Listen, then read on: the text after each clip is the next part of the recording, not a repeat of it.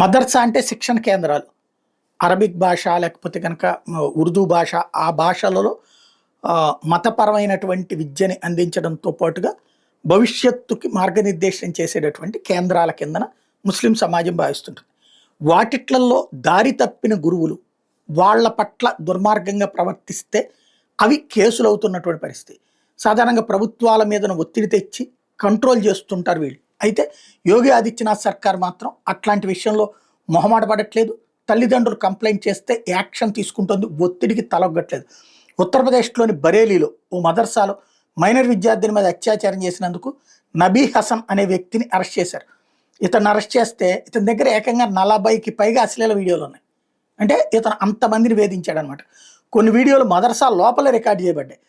అతన్ని ఇంట్రాగేట్ చేస్తే హైదరీదల్ 25 అనే పేరుతో ఒక వాట్సాప్ గ్రూప్ను కూడా సృష్టించి అక్కడ అతను ఈ అత్యాచారాల తాలూకా వీడియోని పోస్ట్ చేశాడన్నటువంటి విషయం బయటకు వచ్చింది. ఇలాంటి దుర్మార్గుణ్ణి ఇప్పుడు అరెస్ట్ చేసి జైలుకు పంపించారు.